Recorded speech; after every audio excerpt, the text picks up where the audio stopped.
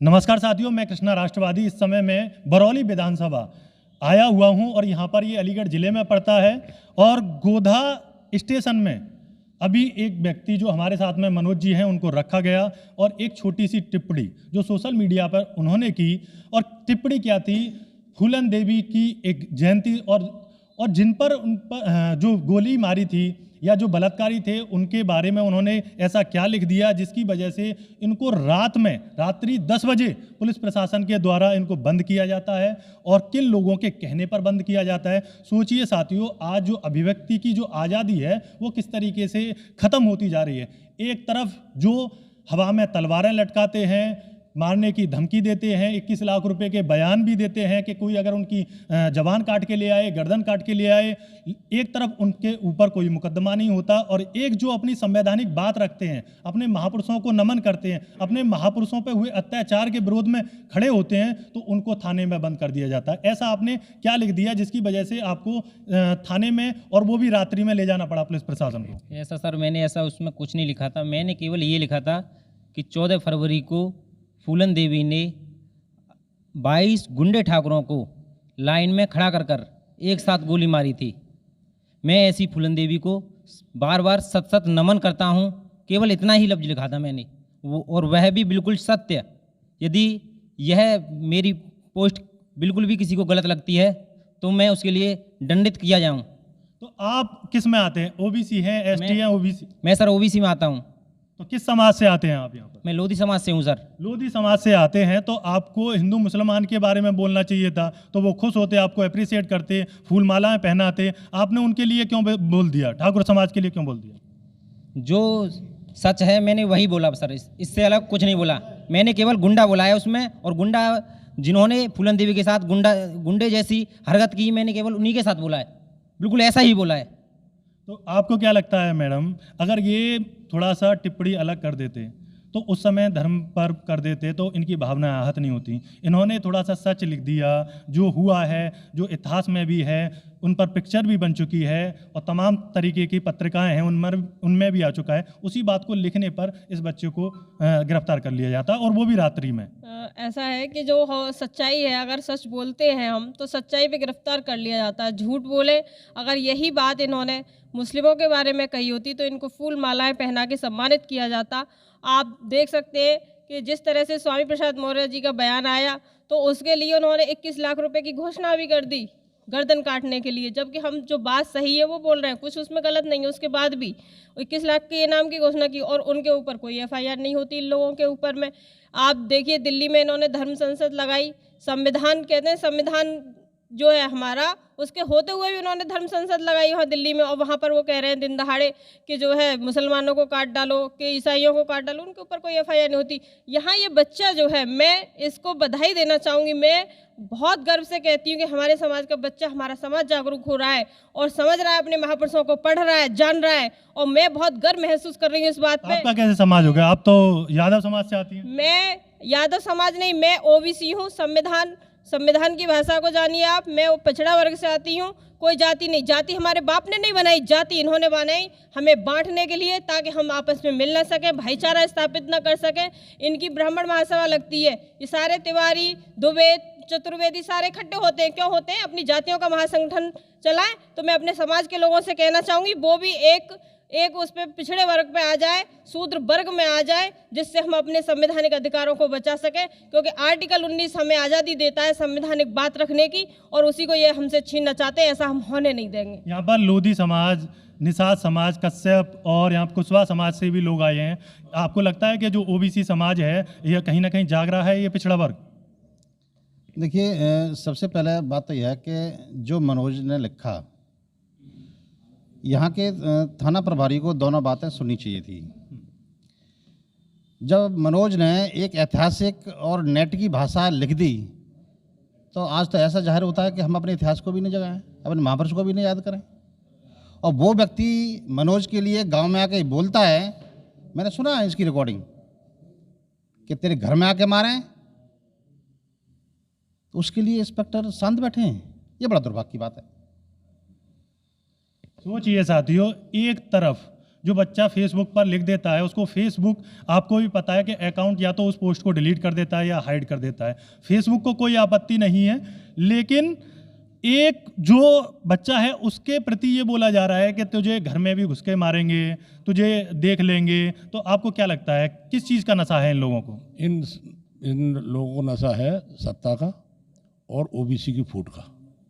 ये जानते हैं ये ओबीसी एक नहीं होंगे, किसी को कभी दबा लो, वो उनको समझ में आ रहा है। लेकिन अब हम लोग समझ गए इनको जवाब देना है और हमको ओबीसी समाज को इकट्ठा करके इनको जवाब देंगे और आंदा इस तरह का काम करेंगे तो हम थाने को भी घेरेंगे और हर चीज़ को घेरेंगे और अपना प्रणाम निकाल के दिखा देंगे। ये हमारा महेंद्र सिंह लोधी, जिला अध्यक्ष अलीगढ़। जी, आपको लगता है कि अब जो समाज के साथ में इस तरीके से जो कृत्य हो रहे हैं उसके लिए समाज इकट्ठा होगा? लोधी समाज से आप आते हैं तो आपको लगता है ऐसा? बिल्कुल इकट्ठा होगा और इस तरह के जो प्रशासन ने और सबने कृत्य किया है वो किसी भी कीमत पर बर्दाश्त नहीं किया जाएगा। मनोज ने जो लिखा है फूलन देवी के बारे में, फूलन देवी के साथ जिन लोगों ने बलात्कार किया वो बाकी गुंडे थे और उनको फूलन देवी ने एक लाइन में खड़ा करके सही किया, बिल्कुल सही मारा। तो मनोज ने गलत नहीं लिखा, बिल्कुल सही लिखा है। आप लोधी समाज से आते हैं लेकिन आप फूलन देवी की बात कर रहे हैं, ऐसा क्यों? फूलन देवी के लिए लिखा है ना, कमेंट जो फूलन देवी पे चल रहा है मैं उसके लिए कह रहा हूँ। और आज बैकवर्ड और लोधी समाज जाग चुका है और इनके चक्कर में बिल्कुल नहीं आएगा किसी भी कीमत पे। और हम पूरी लड़ाई अपने समाज के लिए लड़ेंगे, इसमें कोई दूसरी राय नहीं है। इस समय सोशल मीडिया पर पूरा ट्रेंड आया हुआ है इस तरीके से कि लगातार जो SC ST OBC है वो जागृत हो रहा है और अपने हक और अधिकारों के लिए लड़ रहा है। तो मैम आपको क्या लगता है कि आने वाले समय में कुछ और सार्थक परिवर्तन देगा? लेकिन शहरों में देखने को मिलता है, अभी गाँव में नहीं देखने को मिल रहा है। तो क्या वहाँ पर भी ऐसी चेतना जागेगी कि लोग समझेंगे इस बात को? बिल्कुल जाग रही है। मैं गांव देहात में जाती हूं, मैं खुद कैंप लगा के लोगों को बताती हूं, तो गांव में चेतना आ रही है, लोग समझ रहे हैं, अपने संवैधानिक अधिकारों को जान रहे हैं और उनको लेना चाहते हैं। हमारी आज सारी चीज़ें खत्म कर दी गई हैं तो सब गांव के लोग समझ रहे हैं, सब आ रहे हैं एक मंच पे, सब शूद्र में ही आ रहे हैं, सब जान गए हैं, ऐसा नहीं है। और जिस तरह से इनके जो अत्याचार हो रहे हैं, जब सरकार चलती थी अखिलेश जी की तो कहते थे कि गुंडों की सरकार चल रही है। मैं कहती हूँ इस सरकार से ज़्यादा गुंडे नहीं है किसी भी सरकार में। आप मनीषा वाल्मीकि के साथ में जो कांड हुआ उसे याद कर लीजिए, वहाँ वो तो नया इतिहास है, पुराना नहीं है। रात में जबकि हिंदू धर्म जो कहते हैं तो हिंदू धर्म में जो डेड बॉडी जलाने का कोई वो नहीं है कि रात में जलाई जाए डेड बॉडी, लेकिन इन्होंने उस बेटी को रात में ही जला दिया और कुछ नहीं, जो भी कुछ पल्ले पड़ा उसी से उस बेटी को जला दिया। तो क्या कहेंगे इसे, आप बताइए। साथियों, कई चूक ऐसी हुई है, आप देखिए इस समय कि किस तरीके से मनोज को रात्रि में उनके कहने पर गिरफ्तार किया जाता है। आप देखेंगे पूरा शर्ट के बटन टूटे हुए हैं, आप देखेंगे इस तरीके से। और ये किस चीज़ का नशा है जो इन लोगों को ये बर्बरता करने के लिए आगे करता है? सोचिए कि रास्ते में इन पर थोड़ा सा मारपीट भी की जाती है और ये हम आपको क्लिपिंग भी सुनवाएंगे, जिस क्लिपिंग में साफ बोला गया है कि तुझे घर पर भी देख लेंगे, तुझे यहाँ पर भी देख लेंगे। और सोचिए कि कितना, और उसके बावजूद भी, इतनी धमकी देने के बावजूद भी उसी व्यक्ति को गिरफ्तार किया जाता है। आप देखेंगे कि क्या लगता है आपको कि यहाँ पर जो ये कृत्य हुआ है कैसा कृत्य है, आप क्या देखेंगे? देखिए, मनोज कुमार एक शिक्षक हैं और मैं ये समझता हूँ, शिक्षक हैं, शिक्षक होने के बावजूद भी, मैं पढ़े लिखे हैं फिर भी, मैं ये कह सकता हूँ कि एक शिक्षक अपनी भाषा, मर्यादित भाषा का उपयोग करता है। दूसरी बात यह है कि प्रशासन को जो भी इस पर प्रतिक्रिया लेनी थी, दोनों पक्षों को बिठालते। यहाँ पर कई समाज इकट्ठे हुए हैं और मैं नहीं जानता कि एक शिक्षक को एक अनमर्यादित बात कह सकता है। ये मेरा पूर्ण तरह से विश्वास है। देखिए साथियों, एक बात देख लीजिए, ये शिक्षक हैं और इनकी शिक्षक की कैसी हालत कर दी है कि एक शिक्षक, और वो भी इस तरीके से अमर्यादित तरीके से पुलिस प्रशासन भी उनको उठा करके ले जाता है रात्रि में। तो क्या कानून है कि इस तरीके से रात्रि में उठा के ले जाए और एक शिक्षक से, और गांव में भी लोगों को, प्रधान को भी ना पता हो, इस तरीके से ले जा सकते हैं क्या? नहीं, बिना प्रधान के मौजूदगी, बिना इन्फॉर्मेशन के कोई भी किसी भी व्यक्ति को, कोई प्रशासन का अगर कोई व्यक्ति गांव तक आता है तो पहले प्रधान की अनुमति लेगा, उस व्यक्ति के घर जाएगा, उसको लेकर, ये नियम है, संविधान का भी नियम है और ये एक नियम प्रोटोकॉल भी बनता है। दूसरी बात यह है कि जब ये थाने का निर्माण हो रहा था, अब मैं आपको इससे बहुत पीछे लेके जाना चाहता हूँ, मैंने इस थाने की बात के लिए बहुत आवाज़ उठाई थी कि ये जो थाना बन रहा है ये बैकवर्ड के लोगों के लिए एक दिन मुसीबत बनेगा। मैं चाहता हूं कि थाने की बजाय हमारी तहसील कोल लगती है, उस तहसील को यहाँ पर लाया जाए जिससे हमारे क्षेत्र के लोगों को उसके लाभ मिले। ब्लॉक को बनाया जाए। थाना बनाने के पीछे ही मकसद ये था कि इन लोगों को किसी न किसी तरीके से हमें शोषण किया जाए और ये शोषण का शिकार हो रहे हैं। मतलब शोषण जारी हो चुका है। बिल्कुल, शोषण की ये पहली दस्तक नहीं है, कई दस्तकें हुई हैं। इसी जहां पर आप पीताम्बर अब आगे क्या होगा? क्या अब इस कृत्य के बाद में आप मनोज को दोषी ठहराएंगे? क्या उन लोगों से माफी मांगेंगे? नहीं, माफी मांगने का कोई मतलब नहीं हमारा। मनोज कोई दोषी नहीं है। इसके संबंध में अगले संडे को एक आम बैठक होगी यहाँ पर, उसमें निर्णय लिया जाएगा हमको आगे क्या करना है। ये हमारा कहना। महेंद्र सिंह लोधी, जिलाध्यक्ष अलीगढ़। आपको क्या लगता है कि ये जो समाज है क्या माफी मांगेगा? नहीं, बात काफी हो रही थी कि मतलब मनोज की इस पोस्ट को डिलीट करवाने के लिए भी दबाव बनाए जा रहे थे। लगातार ऐसा कुछ लिख दिया है। शिक्षक हैं, कपड़े देखिए किस तरीके से रात्रि में उसको लेके जाया जाता है, गिरफ्तार किया जाता है। क्या ऐसा होता है? और फिर उसके बाद में इतना समाज यहाँ पर एकत्रित हुआ है, क्या समाज माफी मांगेगा? मैंने वीडियो पूरी सुनी। सबसे पहले जो रोहित नाम का व्यक्ति मनोज से कह रहा है कि तुम छत्री कब से हो गए, अपने बाप से बाप कहिए। और तो सही तो कह रहा है कि मतलब क्षत्रिय आप कब से हुए? अभी मैम बता रही है शूद्र हैं, और वो क्षत्रिय कब से हुए, तो वो सही तो कह रहा है। गलत। हम अपने इतिहास को जगाने आए। हमारे राजा भी थे, हमारी रानियां भी थी, हमारे 10 राजा थे लोधियो समाज के, और आज भी हैं। लेकिन दुर्भाग्य इस बात का है कि हम अपने वोटों से दूसरों को राजा बना रहे हैं। आज दुख इस बात का है कि तो क्या करेंगे? वोटों से अब खुद को राजा बनाएंगे? दुख इस बात का है कि पुलिस के साथ मनोज के घर वही व्यक्ति आता है और उसको उठवा के ले जाता है।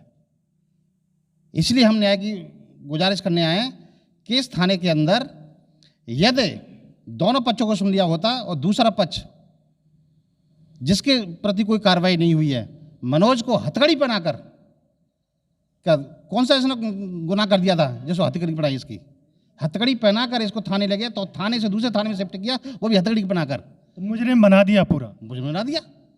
मतलब क्या कहना चाह रहे हैं प्रशासन, और किसके सहारे पे करना चाह रहे हैं? तो सवाल कई खड़े होते हैं साथियों। और यहाँ पे देखेंगे एक बार कैमरामैन पूरा का पूरा दिखाइए कि काफ़ी लोग यहाँ पर जुटे हैं, और इस तरीके से देखा जाए समाज कहीं ना कहीं जागृत हो रहा है, समझ रहा है। और देखिए एक बच्चे ने जो आवाज़ उठाई, जो संवैधानिक है, अगर संवैधानिक नहीं होती तो कार्रवाई की जाए, परंतु उस आवाज़ के प्रति सोचिए कि कुछ लोग हैं जो कुछ भी बयान दे दें, चाहे कितना ही तलवार उठा लें या किसी को मारने की धमकी दे दें, उनके ऊपर कोई केस नहीं होता है। और जहाँ पर एक टीचर, एक शिक्षक जो बच्चों को पढ़ाता है, अगर वो संवैधानिक तरीके से कुछ भी बोल देता है, कुछ लिख देता है, तो उसी पर कार्रवाई होती है। उसको एक मुजरिम की तरह उसके घर से उठाकर रात्रि में लेके जाया जाता है। तो साथियों किस तरीके से आप देखेंगे कि जो ये वर्ग है इसके साथ में किस तरीके से जाप्ती होती है, रात्रि में उठा लिया जाता है। आप जैसे मैम ने एक एग्जाम्पल दिया कि रात्रि में कभी भी दाह संस्कार नहीं किया जाता, लेकिन आपने देखा होगा हाथरस कांड, उन्नाव कांड, और यहाँ तक कि हमारे क्षेत्र छतारी में भी एक कांड हुआ था पिंकी लोधी का, उसको भी रात्रि में फूंक दिया जाता है। तो साथियों अब अभी आपको जागृत होने की जरूरत है। ओबीसी वर्ग में जाति नहीं जमात में एकत्रित होने की आवश्यकता है। जिस दिन ये जाति नहीं जमात में एकत्रित हो जाएगा, जिस तरीके से यहाँ पर एकत्रित है कि निषाद भी है, कुशवाहा भी है, लोधी भी है, यादव भी है, तो जब ये एकत्रित होगा तब ये अपनी मुकम्मल आवाज़ उठा पाएगा और सत्ता की भागीदारी ले पाएगा। साथियों मैं आपके साथ जुड़ा रहूँगा। मैं कृष्णा राष्ट्रवादी, कैमरामैन अजय के साथ। जय हिंद।